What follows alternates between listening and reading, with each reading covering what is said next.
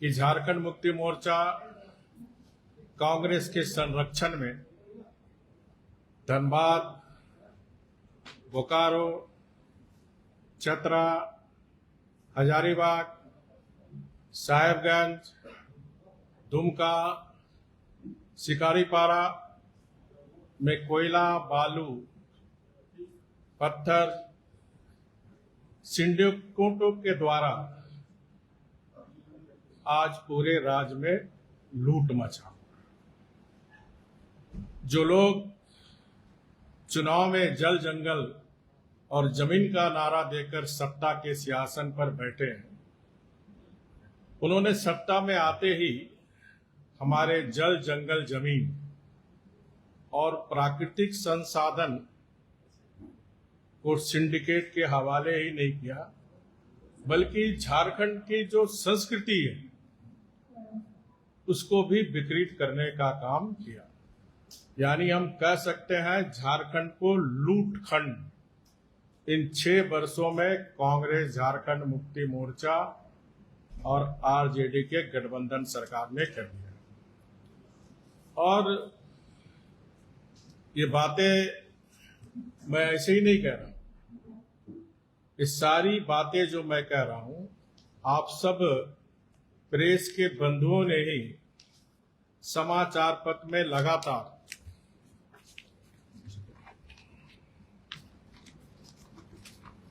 तो मैं आपको पेपर कटिंग दिखाते जा रहा हूं कि आप ही लोग के समाचार पत्र में कोयले के किस तरह लूट, बालू का अवैध कैसे धंधा, पत्थर का कैसे धंधा, ये सब आपके समाचार पत्र में ये बातें आ गई।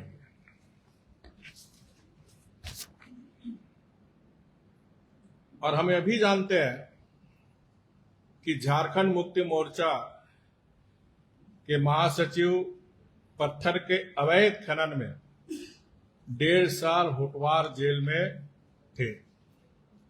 संताल के कांग्रेसी मंत्री इसी पत्थर बालू की दलाली और कमीशन खोरी के चक्कर में वो भी जेल में थे। मैं डंके की चोट पे कहता हूं या कहना चाहता हूं, यह संशोधन झारखंड के हित के खिलाफ नहीं, बल्कि यह हमारे झारखंड को उसकी खनिज संपदा का अधिकतम लाभ दिलाने और लीगल माइनिंग को पारदर्शी बनाने के पक्ष में उठाया गया कदम। आज सवाल केवल 1100 करोड़ रुपए की शेष का नहीं है। असल सवाल यह है, क्या हम वित्तीय अनिश्चितता, फिजिकल अनसर्टेनिटी का माहौल बनाकर राज्य में आने वाले बड़े निवेश, अधिक उत्पादन, रोजगार और औद्योगिक क्रांति का रास्ता रोक रहे हैं? जबकि हमारे मुख्यमंत्री आदरणीय हेमंत सोरेन जी विदेश से लेकर देश तक रोड शो किए और बड़े बड़े बातें समाचार पत्र में आए, कितने निवेश आने वाले। ये सब बातें राज्य सरकार झारखंड की जनता से छिपाती है कि माइनिंग सेक्टर के कुल टैक्स और वैधानिक भुगतान, स्टैट्यूटरी पेमेंट का लगभग 90% सीधा हिस्सा राज्यों को जाता है। ये बात फिर मैं कह रहा हूं, माइनिंग सेक्टर के कुल टैक्स और वैधानिक भुगतान का लगभग 90% राज्यों को जाता है, मिलता है, और ये व्यवस्था आगे भी बिना किसी रुकावट के जारी रहेगी।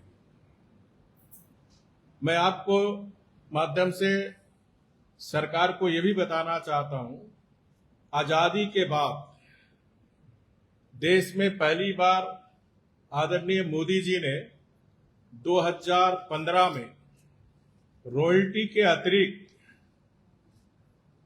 खनन प्रभावित जिलों के विकास के लिए डिस्ट्रिक्ट माइनिंग फंड 30% अतिरिक्त रॉयल्टी से अतिरिक्त 30% राशि देने की व्यवस्था की थी। साथ में पीएम जनमन योजना जो आदिम जनजाति है उसके विकास, उसके घर घर तक पेयजल, सड़क, रोजगार के हेतु अलग से व्यवस्था मोदी सरकार ने की है। और ये जो हमारे खनिज संपदा अधिकांश जनजाति क्षेत्र में है और इसी को ध्यान में रखकर मोदी जी ने 30% डिस्ट्रिक्ट माइनिंग फंड में खर्च करने का, ताकि हमारे जनजाति समाज का विकास हो सके। खनिज संपदा का वास्तविक लाभ स्थानीय लोगों तक पहुंचाना। झारखंड सरकार राज्य के राजस्व के लिए कितनी चिंतित है, इससे साबित होता है कि भारत सरकार द्वारा राज्य में 34 कोल ब्लॉक की मंजूरी मिली हुई है। मंजूरी मिलने के बाद भी अब तक केवल 4 कोल ब्लॉक ही चालू हो पाए। 30 कोल ब्लॉक को राज्य सरकार ने अभी तक चालू नहीं कराया। इसी तरह जब शाह कमीशन के द्वारा इलीगल माइनिंग लेके जब सारे देश में बातें आई तो वन टाइम्स देश के सभी राज्यों को माइनिंग क्षेत्र में 5 साल के लिए एक्सटेंशन कानून में प्रावधान था। और 2015 में जब हमारी सरकार थी तो 5 साल के लिए यानी 2020 तक जिसको भी लॉ एक्ट में था उसको एक्सटेंशन करने का काम किया। लेकिन 2020 में जो आयरन और लीज वो समाप्त हो गए। लेकिन दुख के साथ कहना पड़ता 6 साल हो गए, आज तक लॉ एक्ट में 6 माइंस, बॉक्साइट के 37 में से 17 माइंस ही चालू है।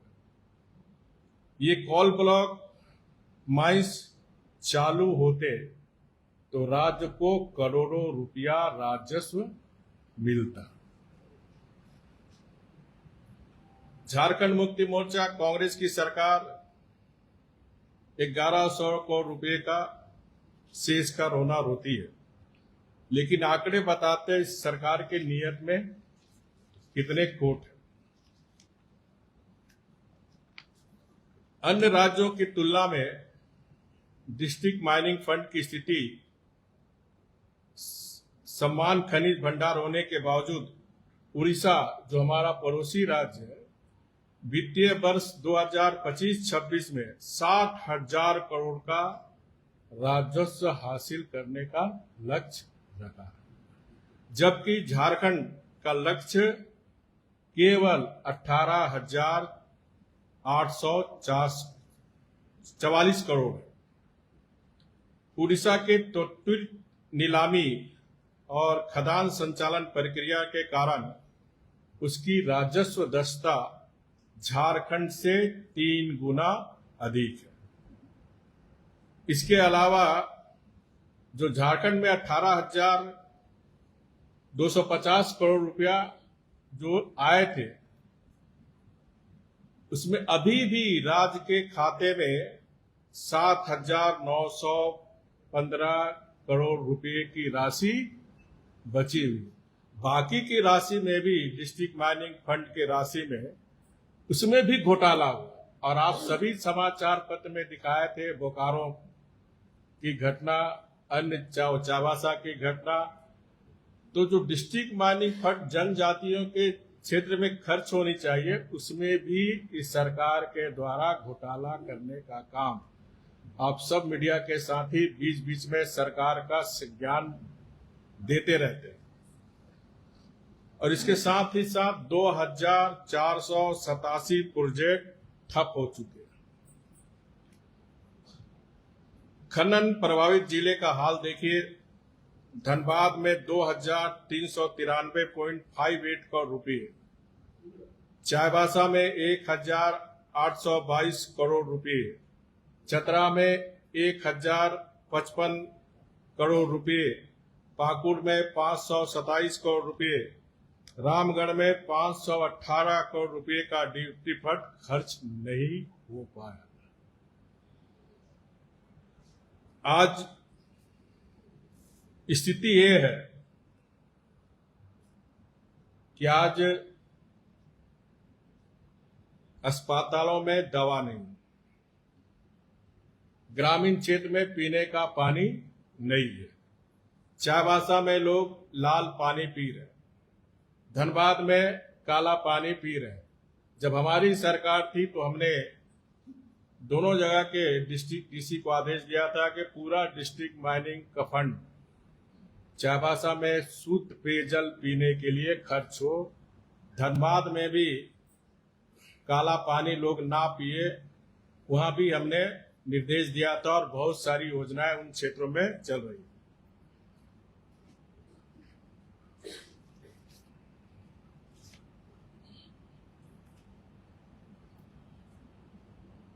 हमारा हमेशा से मानना रहा कि जनजाति समाज डिस्ट्रिक्ट माइनिंग फंड राज्य के वैध राजस्व की पूरी सुरक्षा होनी चाहिए।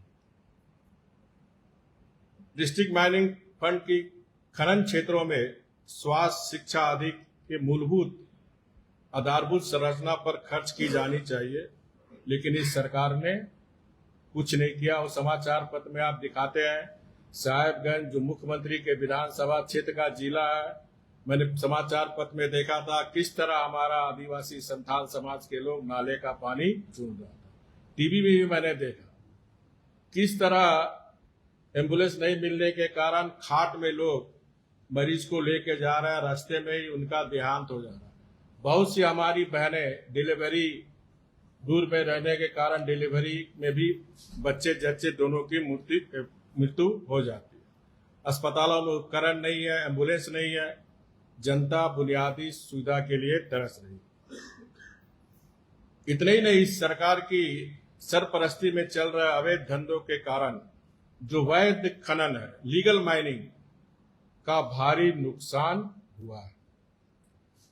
सरकारी आंकड़ों के वित्तीय वर्ष 2024-25 की पहली तिमाही अप्रैल जुलाई में जहां कोयले का उत्पादन लगभग 44 मिलियन टन था, तो मैं 24-25 का बात बता रहा हूं,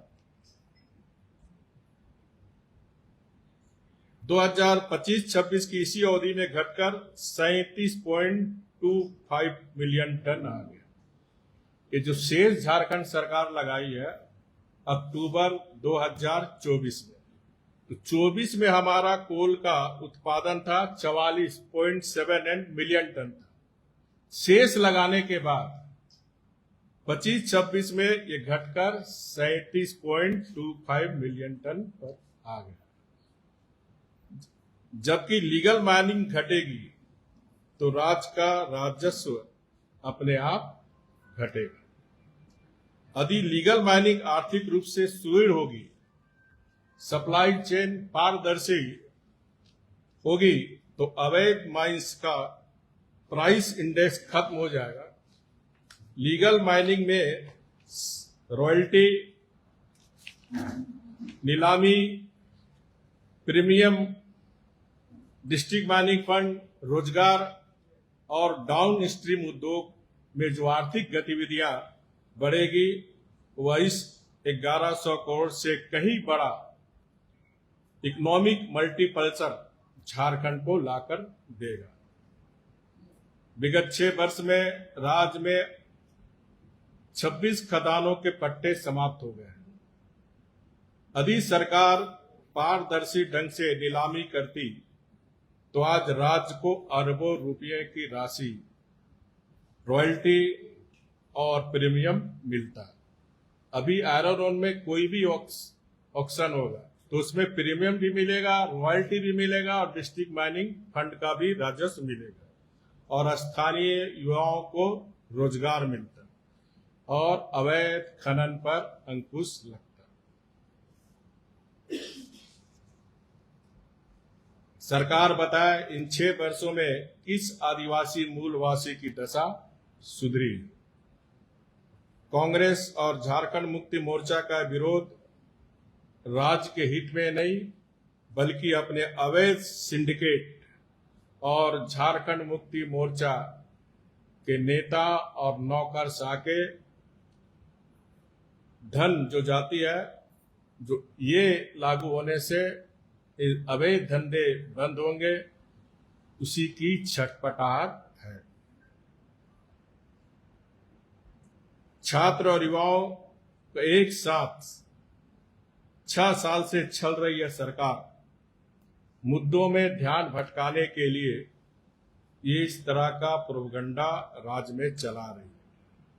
लेकिन झारखंड की जनता अब इनके लूट तंत्र को पूरी तरह समझ चुकी है और आने वाले समय में मुंहतोड़ जवाब देगी। एक बात मैं और आपके माध्यम से राज्य की जनता को बताना चाहता हूं। शेष लगाए जाने के कारण झारखंड का कोयला और लोहा पहले से ही महंगा हो गया। शेष के कारण लागत दर बढ़ रही है। इससे झारखंड के कोयला लोहा की मांग घटी है। ऐसे हम जानते हैं कि कोई भी व्यक्ति जहां सस्ता दुकान होगा वहीं जाता है। शेष लगने के कारण हमारा कोयला महंगा हो गया, हमारा आयरन ओर महंगा हो गया। कोयला से ही बिजली प्लांट लगता है, तो कोयला महंगा होगा तो स्वाभाविक ही बिजली महंगा होगा। आयरन ओर महंगा होगा तो लोहा महंगा होगा। उदाहरण के लिए ग्रेड 8 से ग्रेड 12 कोयले की दर झारखंड में 2045 से 3212 रुपया प्रति टन है। उड़ीसा और छत्तीसगढ़ में 1514 से लेकर 2681 रुपया प्रति टन के दर से उपलब्ध। अब जो झारखंड में जो भी इंडस्ट्री है, निवेशक है, वो तो झारखंड का कोयला और आयरन फ्लोग ने, क्योंकि इतनी महंगा झारखंड में, तो उड़ीसा और छत्तीसगढ़ से आएगा लेगा। इसी तरह लोहा में एक क्वालिटी की तुलना मैं कर रहा हूं। झारखंड में प्रति टन 8284 रुपया पड़ेगा। उड़ीसा में 7493 रुपया प्रति टन। छत्तीसगढ़ में 7422 रुपया प्रति टन का उपलब्ध। इससे साफ जाहिर होता है कि हमारा जो भारत सरकार ने खान और खनिज विकास और विनियम संशोधन बिल राज्य की जनता के हित में है, राष्ट्र के हित में है। इसलिए कांग्रेस, झारखंड मुक्ति मोर्चा और आरजेडी के नेताओं से मैं कहना चाहता हूं कि हमारी भोली भाली जनता को भरमाने की कोशिश न करो। 6 वर्ष से आपकी सरकार की चाल चरित्र चेहरा झारखंड की जनता देख रही। बहुत बहुत धन्यवाद। बहुत बहुत धन्यवाद।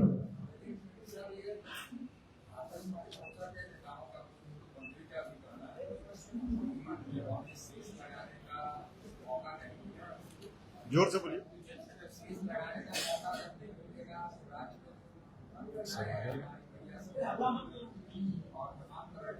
देखिए, समझ गया। देखिए, मैं भी 5 साल सरकार चलाई। हमने भी लोक कल्याणकारी अनेक योजनाएं, उदाहरण स्वरूप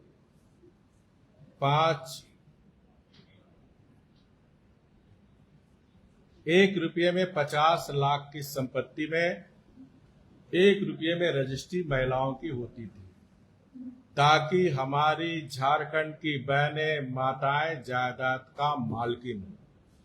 ये जो डैन बिसाई में हमारी ग्रामीण क्षेत्र में जिन महिलाओं की हत्या होती थी, दहेज लोभी के द्वारा हमारी बेटियों को जला दिया जाता था, तो समाज सुधार के दृष्टिकोण से हमने 50 लाख की संपत्ति में 1 रुपया में महिलाओं की रजिस्ट्री होती थी। ये देश का झारखंड पहला राज्य था और लाखों माताओं बहनों ने इसका लाभ लिया।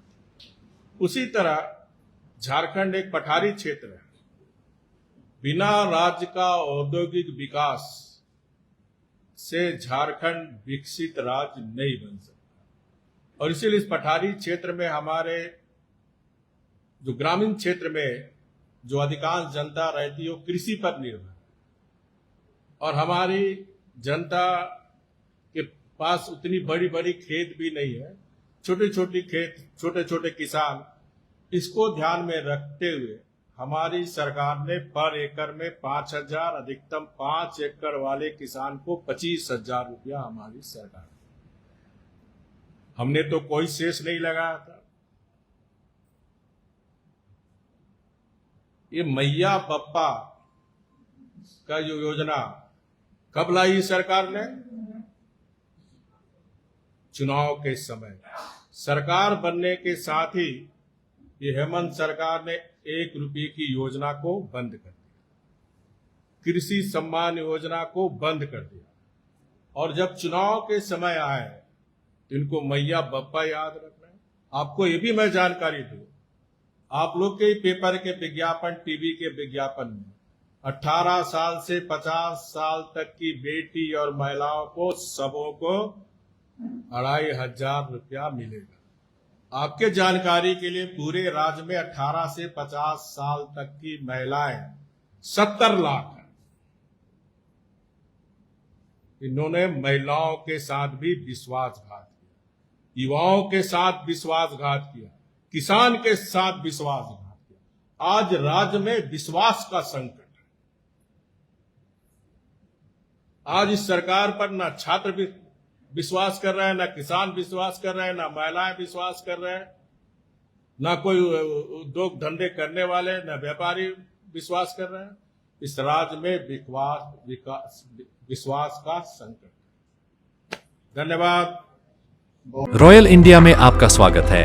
भारत के सबसे विश्वसनीय सोलर मोटर पंप और MPPT कंट्रोलर निर्माता रॉयल इंडिया का high performance movable trolley solar water pumping system प्रस्तुत है।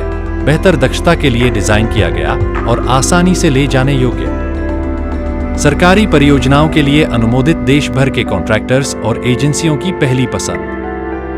MNRE द्वारा अनुमोदित, उल प्रमाणित, उद्योग मानकों के अनुरूप स्वदेशी उत्पाद।